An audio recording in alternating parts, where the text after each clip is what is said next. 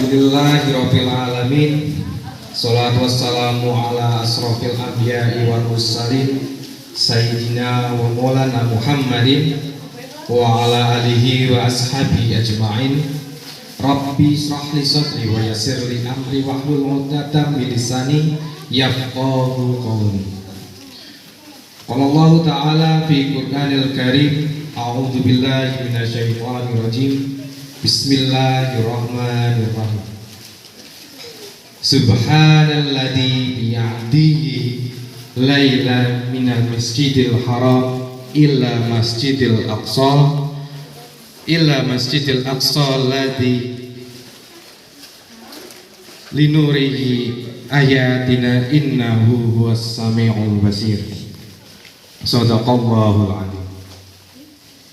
Yang saya hormati beliau Ibu Marwati selaku Kepala Sekolah SD Negeri Gemu 01, Bapak Ibu guru serta staf kependidikan yang saya cintai dan saya banggakan dan saya hormati pula, serta anak-anakku kelas 1, kelas 2, kelas 3, kelas 4, kelas 5 dan kelas 6 yang insya Allah menjadi anak-anak yang solehah, menjadi kebanggaan bagi negara dan agama.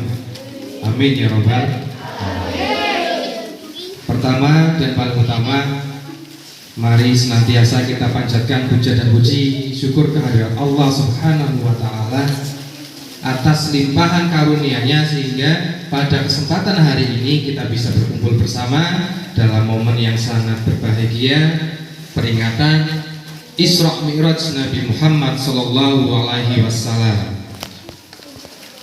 Sholawat serta salam semoga senantiasa tercurah kepada junjungan kita Nabi Muhammad sallallahu alaihi wasallam dan para sahabatnya, para keluarganya yang telah berjuang mengantarkan kita dari zaman kejahiliahan, zaman kegelapan menuju zaman yang terang benderang seperti saat sedia kali ini. Pada kesempatan kali ini, Pak Guru di sini akan menyampaikan sedikit tentang peringatan Isra Mi'raj, peringatan Isra Mi'raj. Namun sebelum itu, Pak Guru menyampaikan rasa terima kasih Pak Guru untuk Bapak Ibu guru yang sudah membantu menyiapkan segala perlengkapan tempat. Nun ngapunten kemarin tidak bisa ikut karena mendapat panggilan dari yang punya wilayah. Kemudian juga terima kasih juga untuk anak-anakku yang hari ini sudah berangkat dengan semangat, walaupun tadi hujan ya, tapi tetap semangat, berangkat menuju sekolah, bertemu dengan teman-teman dan menghadiri acara peringatan Isra Mi'raj pada hari ini. Semoga kegiatan hari ini akan mendapatkan atau memberikan manfaat kepada kita semua. Allahumma amin. Pada kesempatan kali ini kita memperingati sebuah kejadian yang sangat luar biasa. Kejadian yang dialami oleh Nabi Muhammad SAW. Pada saat itu kejadian yang menjadi kalau bahas sekarangnya itu adalah hal yang wow, sangat luar biasa. Kenapa sangat luar biasanya? Karena sebuah perjalanan yang menempuh beribu-ribu kilometer dalam waktu satu malam. Nah, sekarang kita kembalikan dulu pada masa dulu. Bagaimana kejadian tersebut terlaksana? Pada saat itu Nabi Muhammad SAW sedang mengalami keadaan yang sangat susah. Kalau bahasa sekarang ini sedang galau, lagi galau. Kenapa galaunya? Kenapa? Karena Nabi Muhammad SAW itu baru ditinggal oleh 2 orang yang sangat dekat dengannya, sangat mendukung perjuangan dalam menyebarkan agama Islam. Seperti kita ketahui bersama bahwa Nabi Muhammad itu tidak lahir dari keluarga yang berada. Sejak dalam kandungan Nabi Muhammad itu sudah menjadi yatim karena ditinggal oleh ayahnya. saat usia anak-anak beliau menjadi yatim piatu karena ibunya meninggal. Sedari itu beliau itu hidupnya diasuh oleh keluarganya, mulai dari kakeknya, dari paman, kemudian dilanjutkan oleh pamannya. Nah, pamannya ini adalah beliau yang bernama Abu Thalib, seorang paman yang sangat luar biasa dalam membela, dalam melindungi Nabi Muhammad dalam perjalanannya dalam menyebarkan agama Islam. Nabi Muhammad tinggal dan bermukim di tengah-tengah bangsa Quraisy yang di sana itu dulu itu tidak meyakini dan tidak mau menerima ajaran ketauhidan yang diajarkan oleh Nabi Muhammad SAW. Beliau tetap memegang erat ajaran nenek moyang yang berlawanan dengan ajaran agama Islam. Nah, pamannya ini itu adalah pelindung, backingnya Nabi Muhammad di lingkungan Quraisy itu, sehingga masih serangannya itu tidak terlalu barbar. Jadi masih sekiranya, walaupun tetap ditolak mentah-mentah oleh kaum Quraisy. Nah, istrinya Siti Khadijah merupakan pendukung secara material dan moral bagi Nabi Muhammad. Dan Nabi Muhammad itu tidak lahir dari keluarga yang berada. Sejak kecil dia sudah diajarkan tentang kemandirian, mandiri. Sejak kecil itu sudah ikut pamannya menggembala, sudah diajarkan mandirian. Dalam menyebarkan agama Islam ketika sudah dewasa, beliau membutuhkan dukungan, salah satunya adalah dukungan material. Dari istrinya ini, Siti Khadijah, itu mendapatkan dukungan karena beliau adalah seorang saudagar yang sangat. Nah, pada saat itu, secara berdekatan dan secara waktu yang tidak terlalu lama, baik itu pamannya Abu Thalib dan istrinya yaitu Siti Khadijah, kabundut tengarsone Gusti Allah dipanggil, maka mengalami kesedihan yang sangat luar biasa. Dan tahun tersebut disebut sebagai tahun kesedihan, atau Amul Husni, tahun yang sangat bersedih. Karena apa?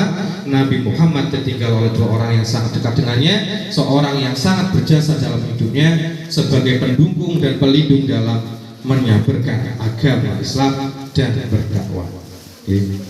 Ditinggal oleh istrinya, juga oleh pamannya, keluarganya yang tinggal. Nah, pada saat itu, setelah meninggalnya Abu Thalib, maka kafir Quraisy ini, bangsa Quraisy ini dalam menyerang, dalam menolak ajaran agama Islam ini semakin menjadi-jadi. Jadi maka dari itu Nabi Muhammad secara pengikutnya memutuskan untuk mencarikan perlindungan ke bangsa Taif. Berharap di bangsa Taif nanti mereka akan mendapatkan perlindungan. Nah, namun ternyata tidak sesuai ekspektasi, tidak sesuai harapan. Bukannya disambut dengan hangat, disambut dengan baik, tapi malah disambut dengan cacian dan lemparan batu, bahkan sampai Nabi Muhammad berdarah. Nah, ini membuat Nabi Muhammad semakin merasa sedih, semakin merasa tidak karuan. Maka dari itu, kejadian ini membuat Allah Subhanahu wa Ta'ala mengutus malaikat Jibril ditemani oleh malaikat Mikail dan malaikat Israfil untuk mendatangi Rasulullah SAW. Dikisahkan pada suatu malam, tiga malaikat tersebut turun menjemput Nabi Muhammad SAW. Kemudian ketika Nabi Muhammad sedang tidur, dibangunkan dan dibawanya ke dekat sumur Zam-Zam. Dibaringkan kemudian oleh malaikat Jibril, Nabi Muhammad itu dibelah dadanya, dikeluarkan semua isinya termasuk hatinya, kemudian dicuci oleh malaikat Jibril dengan menggunakan air Zam-Zam. Kenapa? Karena di situ mencoba untuk menghilangkan kesedihan, menghilangkan keraguan dari apa-apa yang sudah dilalui oleh Nabi Muhammad dalam waktu yang berdekatan itu. Jadi, agar kembali lagi menjadi Nabi Muhammad yang istiqomah dan tawakal, menjadi mentalnya semakin kuat, maka dicuci dan dihilangkan semua keraguan dalam hatinya. Setelah itu Nabi Muhammad diajak sebuah perjalanan. Nah, seperti tadi, seperti di depan ini, dalam banner ini ada terjemah surat Al-Isra ayat 1. Nah, kita bisa baca bersama-sama mulai dari sini. Maha suci Allah yang telah memperjalankan. Di sini kan memperjalankan. Kalau katanya itu bukan berarti Nabi Muhammad yang berjalan sendiri, tapi memperjalankan. Siapa yang memperjalankan?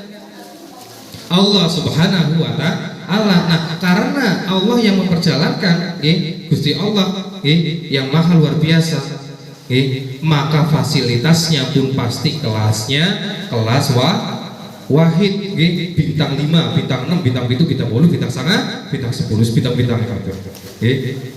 Maka dari itu Allah yang memperjalankan, tidak Nabi Muhammad yang ingin jalan-jalan sendiri. Nah, dari sini bisa diketahui bahwa Allah itu ingin mengemas sebuah perjalanan. Bahasa sekarang itu paket rekreasi, healing, piknik. Tapi pikniknya ini adalah piknik religi yang nanti akan sebagai obat dari kegalauan atau kegundahan dari Nabi Muhammad. Memperjalankan, Allah yang memperjalankannya, maka karena fasilitasnya itu pasti kelasnya A+++, maka dari itu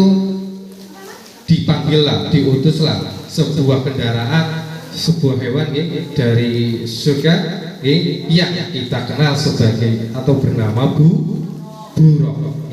Buruk ini adalah bukan sebuah seekor kendaraan berbentuk hewan yang diriwayatkan atau diceritakan menyerupai kuda, namun memiliki dua sayap di punggungnya. Nah, si burung ini bisa menempuh jarak itu dengan sekedip yang mata. Satset, pergerakannya itu satset. Nah, maka dari itu perjalanannya dimulai oleh Nabi Muhammad yang ditemani salah satunya oleh malaikat Jibril. Mulailah perjalanan itu menaiki buruk dan bertujuan menuju ke Masjidil Aqsa. Telah memperjalankan hambanya Nabi Muhammad SAW pada malam hari dari Masjidil Haram ke Masjidil Aqsa. Satu malam dari Masjidil Haram menuju Masjidil Aqsa, jaraknya itu ratusan ribu kilometer. Kalau misalkan kita bayangkan dengan logika kita, itu sangat tidak mungkin terjadi. Tapi karena di sini yang memperjalankan adalah Allah Subhanahu wa Ta'ala, maka tidak ada yang tidak mungkin. Nah, perjalanan dimulai mabur. Tibalah kepada suatu tempat, malaikat Jibril di situ menyuruh Nabi Muhammad untuk melaksanakan sholat. Sholatlah Nabi Muhammad. Kemudian selesai bertanya kepada malaikat Jibril, wahai malaikat Jibril, niki niku teng pundi? Tempat pertama yang dikunjungi adalah kota Yastrib yang sekarang disebut sebagai Madinah. Itu adalah kota Madinah, tempat yang nanti akan kamu kunjungi sebagai hijrahnya kamu dari Makkah. Setelah selesai dari itu, naik lagi, mabur lagi. Kemudian mendarat lagi pada sebuah tempat. Di situ kembali lagi malaikat Jibril meminta untuk Nabi Muhammad sholat lagi. Tanya lagi, dan kita putih malih, wahai malaikat, di sini adalah kota Madian, di mana suatu saat yang dulu kota Madian itu adalah di mana Nabi Musa itu bersembunyi dari pengejaran Raja Fir'aun. Nabi Musa itu juga adalah seorang nabi dan rasul yang mengajarkan tentang ketauhidan dan ditentang oleh Raja Fir'aun, dikejar oleh pasukannya, bersembunyi di kota Madian ini. Nah, di sini Allah ingin mengajarkan bahwa tidak hanya kamu saja yang mengalami kegalauan, kegundahan. Semua nabi-nabi dan rasul sebelummu memiliki cobaan yang sangat luar biasa, namun harus bisa melaluinya dengan ketakwaan karena Allah adalah tempat berlindung. Nah, setelah itu kemudian setelah dari situ lari lagi, mabuk lagi, menuju kota, menuju gunung Tursina yang disebutkan dalam surat At-Tin wa tini wa zaitun wa turi sini. Di situ adalah gunung yang menyaksikan bagaimana Nabi Musa mendapatkan kitab Taurat. Sholat lagi di situ, kemudian menjalankan perjalanan lagi menuju sampailah di kota di Palestina, namun di situ berhenti dulu di tempat yang bernama Baitlaham. Bait Lahem. Di situ tempat apa? Di situ adalah tempat di mana Nabi Isa dilahirkan. Kisah Nabi Isa adalah kisah yang sangat luar biasa. Seperti kita ketahui bahwa ibunya yaitu Maryam itu mendapatkan langsung tiupan roh dari Allah Subhanahu wa Ta'ala, dititipkan ke dalam rahimnya, yaitu adalah Nabi Isa alaihi salam. Sedari kecil Nabi Isa sudah diberikan cobaan yang sangat luar biasa, karena diusir, dianggap sebagai anak yang tidak sewajarnya dilahirkan, karena itu langsung dititipkan oleh Allah Subhanahu wa Ta'ala. Setelah di situ kemudian melaksanakan sholat, sampailah ke Masjidil Aqsa. Di situ sudah disambut oleh para nabi-nabi terdahulu. Di situ diminta untuk menjadi imam. Nabi Muhammad menjadi imam para nabi yang terdahulu. Perjalanan dari Masjidil Haram ke Masjidil Aqsa, di situ selesai di Masjidil Aqsa, menempuh tempat-tempat yang luar biasa yang bersejarah, mengajarkan bahwa semua cobaan, semua kegundahan itu akan bisa diatasi jika kita senantiasa tawakal dan berserah diri kepada Allah Subhanahu wa Ta'ala. Kemudian setelah itu, apakah perjalanannya selesai? Belum, belum. Setelah menempuh jarak dari Masjidil Haram ke Masjidil Aqsa, kemudian Nabi Muhammad diajak untuk naik ke atas, ke langit. Tujuannya ke pundi? Kepanggih kali Gusti Allah. Naik kendaraan yang sama dengan malaikat Jibril, kemudian naik ke atas. Naik ke atas menembus langit. Langit pertama, Nabi Muhammad bertemu dengan Nabi terdahulu, Nabi yang pertama, manusia pertama yang diciptakan oleh Allah. Siapa?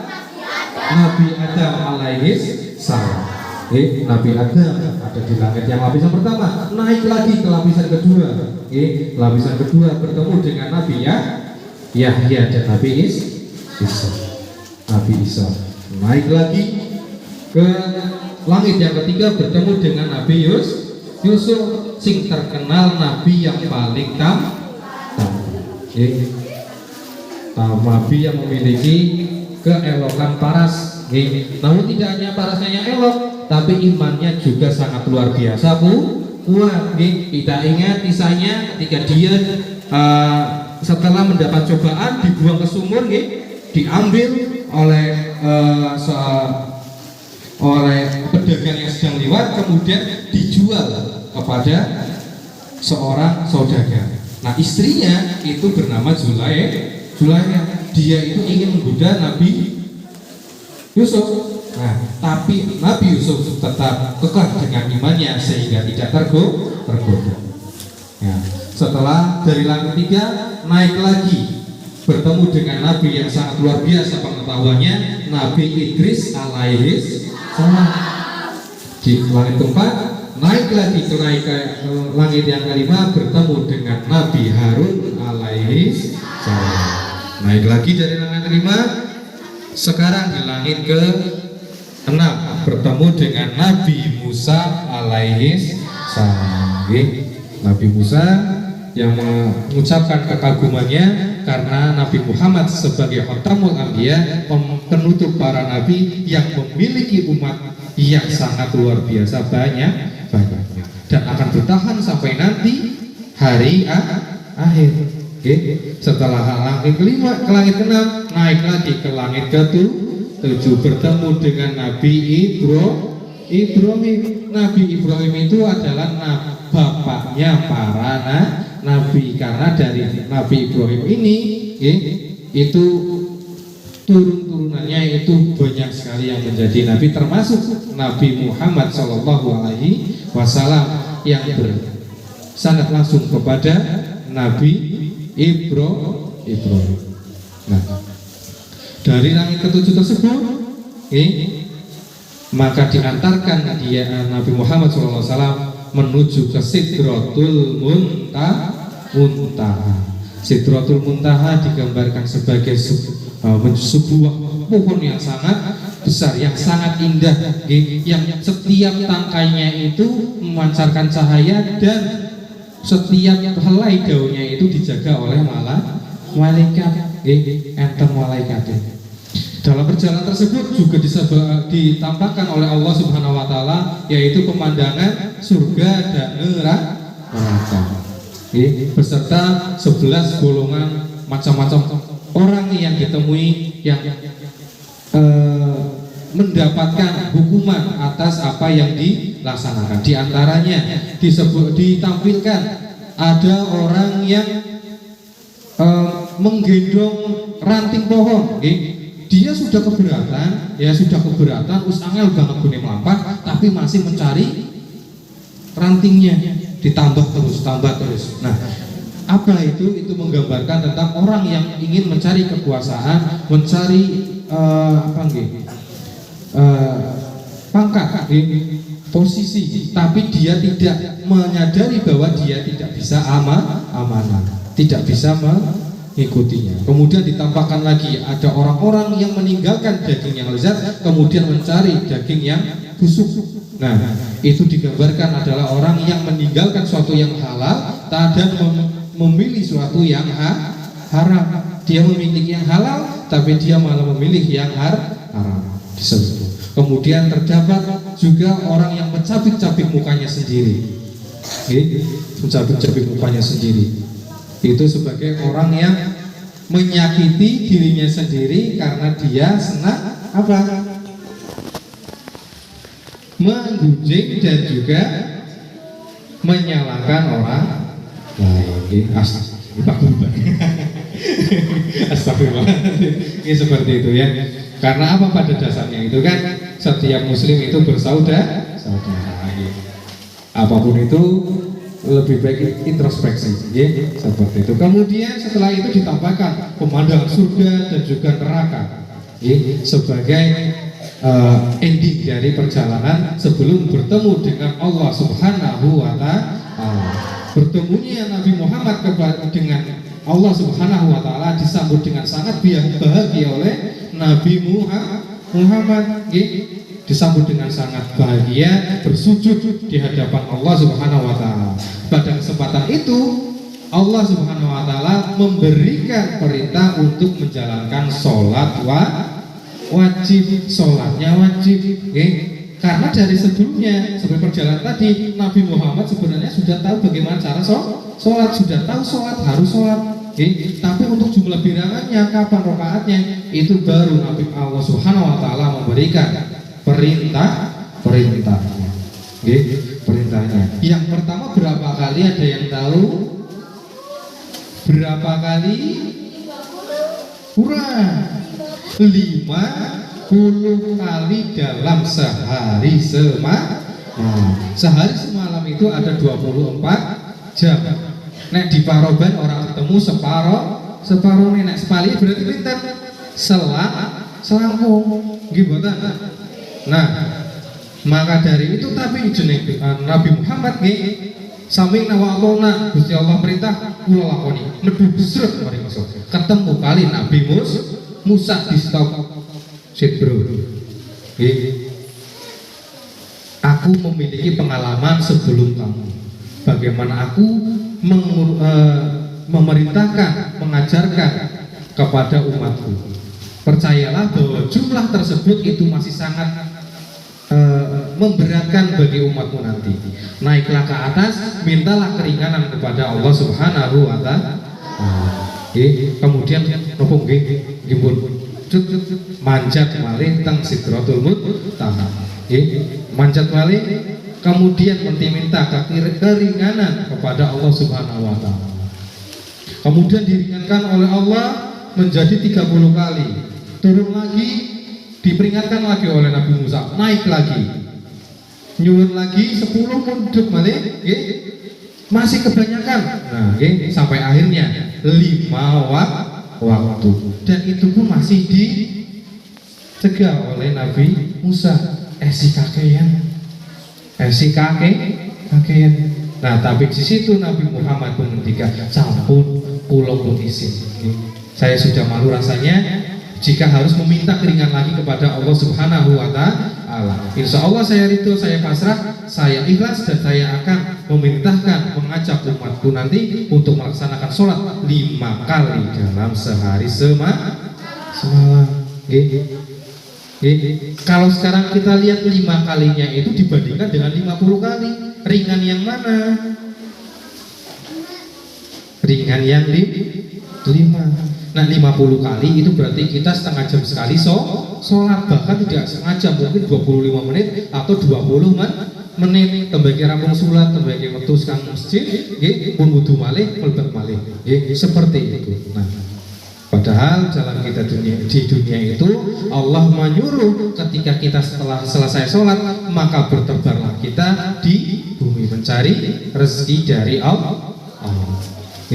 Nah itu setelah saya perjalanan tersebut turunlah Nabi Muhammad kembali ke bumi. Kembali lagi dalam perjalanannya Nabi Muhammad bertanya kepada malaikat Jibril, wahai malaikat, pas tadi kita pulang itu semua penghuni langit memberikan senyumannya dan salam, tapi kecuali satu saja, dia hanya menjawab salam tapi tidak menampakkan senyumannya. Siapa dia? Siapa beliau wahai malaikat? Siapa dia? Nah, malaikat Jibril menjawab, dia adalah malaikat Malik. Malaikat Malik tugasnya nopo? Menjaga pintu neraka. Dia memang diciptakan dari awal sampai dengan akhir nanti tidak pernah menampakkan senyuman di wajahnya. Itulah malaikat Malik, saking seramnya neraka. Nah, turun kemudian bertemulah Nabi Muhammad dengan sahabatnya yaitu Abu Bakar. Yang ketika diceritakan tentang perjalanannya tanpa keraguan sedikit pun dia membenarkan, nggih kula percaya niku kelampahan. Maka dari itu diberilah gelar Abu Bakar As-Siddiq, Abu Bakar As-Siddiq, yang artinya Abu Bakar yang benar, yang membenarkan perjalanan Isra Mi'raj yang dialami oleh Nabi Muhammad. Tapi bagaimana respon yang lain, terutama lagi adalah bangsa Quraisy? Percaya mboten kinten-kinten? Percaya tidak? Tidak. Malah dianggap sebagai usora bener. Dianggap sebagai Nabi Muhammad itu menghayal karena berpikirnya dia itu adalah yang pertama tidak dengan keimanan, yang kedua tidak menggunakan logikanya sendiri. Nah, misalkan seperti ini, seperti ini. Pak Guru berangkat dari Batam misalkan ke Gemuh, perjalanan 1 jam. Perjalanan 1 jam, ternyata saat berangkat Pak Guru itu ditempeli semut itu masuk ke saknya Pak Guru, ke tasnya Pak Guru. Ikut dari Batang ke Gemuh, dari Gemuh kembali ke Batang lagi. Cerita kali rencang-rencangnya bangsa pasang semut. Bro, saya baru perjalanan dari sini ke Gemuk ke sini berapa jam? Sejam kok. Orang kaya. Tidak mungkin, masa ya bisa aduh sekana, kamu kecil masa bisa ke sana. Nah, itu dengan logikanya sendiri. Tapi kembali lagi di sini, Isra-nya ini adalah yang memperjalankan adalah Allah yang maha besar, yang maha agung dengan segala kekuatannya. Itu mungkin, sangat mungkin dan pasti akan terjadi. Nah, yang percaya akan percaya dan tidak percaya akan tetap tidak percaya jika menggunakan logikanya sendiri tanpa didasari oleh keimanan. Nah, perjalanan tersebut mengajarkan kepada kita tentang bagaimana kita harus bangkit dari rasa keterpurukan kita. Apabila diberikan ujian, diberikan cobaan, tidak ada yang tidak mungkin bisa dilewati selama kita berserah diri dan menggantungkan diri kepada Allah Subhanahu wa Ta'ala. Nah, selain itu, hasil dari oleh-olehnya itu adalah sholat. Kenapa kita dianjurkan untuk sholat? Sholat itu mengajarkan banyak hal. Yang pertama adalah tawadu. Tawadu artinya apa? Tawadu artinya rendah hati. Nah, rendah hati maksudnya gimana? Kita nek misalkan sehari-hari niku nek dolanan, nek ditampel tangane, nek ditapuk tangane, napa kakine itu biasanya masih sekiranya. Tapi bagaimana kalau kita ditampol di muka, di kepala? Karena muka dan kepala ini kita anggap sebagai hal yang sangat luar biasa, harus kita lindungi, harga dirinya. Tapi ketika kita sholat hanya sholat yang bisa membuat kita bersujud dan menyamakan kepala kita, muka kita dengan kaki kita lurus sejajar di tanah menghadap Gusti Allah. Mengajarkan kita bahwa kita itu tidak ada apa-apanya. Ketika kita sholat, ketika kita sujud, kita tunduk kepada Allah Subhanahu wa Ta'ala. Mengajarkan kita untuk rendah hati, bukan usah sombong. Segala sesuatu itu adalah titipan dari Allah Subhanahu wa Ta'ala. Garap dijipur kapan itu haknya Gusti Allah. Nah, ketika kita sholat, kita juga sedang mengajarkan tentang keikhlasan. Setiap niat sholat, contohnya misalkan niat zuhur, usolli fardhu dhuhri arba'a raka'atin mustaqbilal qiblati adahan lillahi ta'ala mung Gusti Allah orang nana sing dia. Dilanjutkan Allahu akbar kabira walhamdulillahi katsira wa subhanallahi bukratan wa asi inni wajjahtu wajhiya lilladzi fataras samawati wal arda hanifa muslima wa ma'ana minal musyrikin. Kula depaken raine kula kali panjenengan Gusti Allah sing nyiptakaken langit kali bumi. Semoga hamba tidak termasuk orang-orang yang menyekutukanmu, wong-wong sing musyrik. Sedang ketika kita sholat, kita itu sedang apa?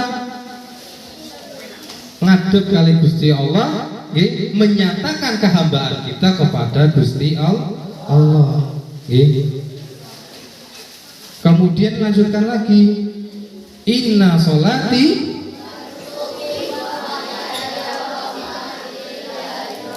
amin.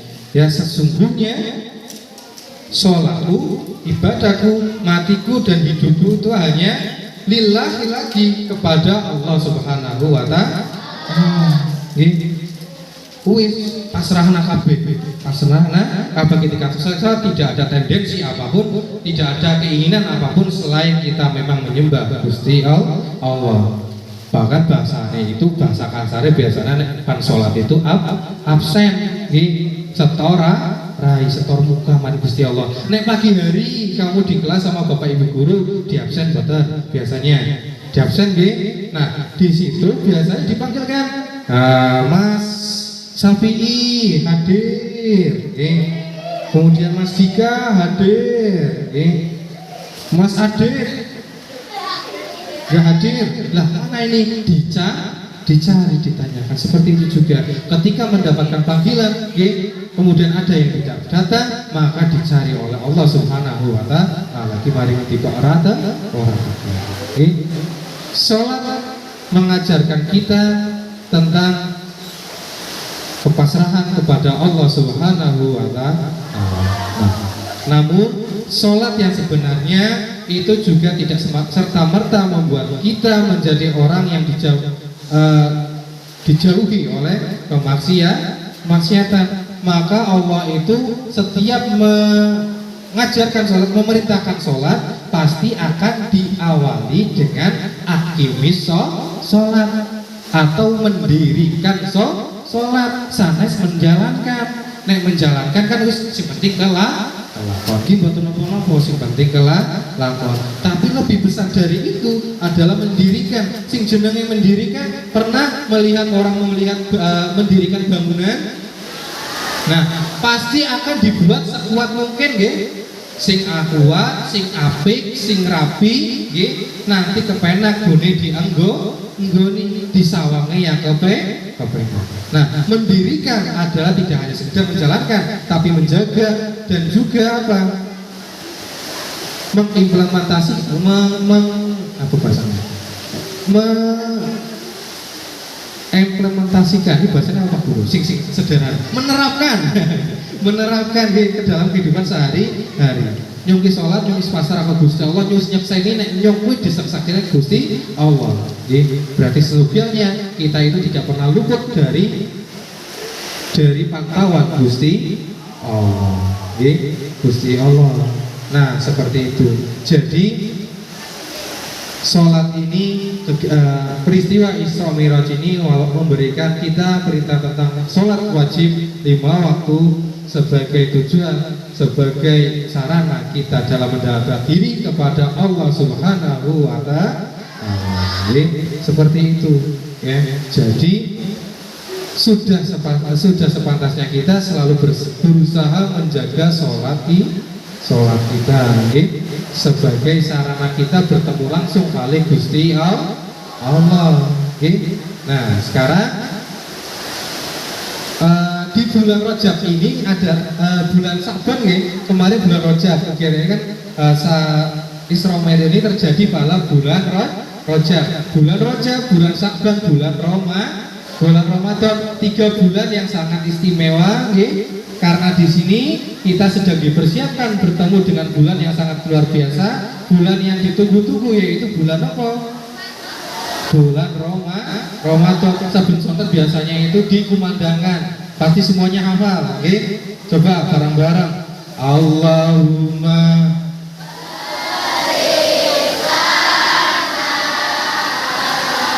fi Rajab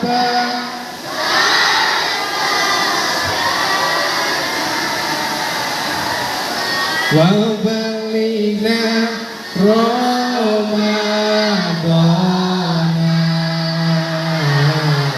yufir lana dunubana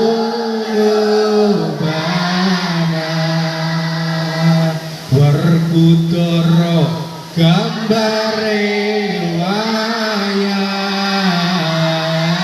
Gatot Kaca mabur dadi wong urip aja lali sembahyang pengen makmur ning alam kubur. Allahumma barik lana fi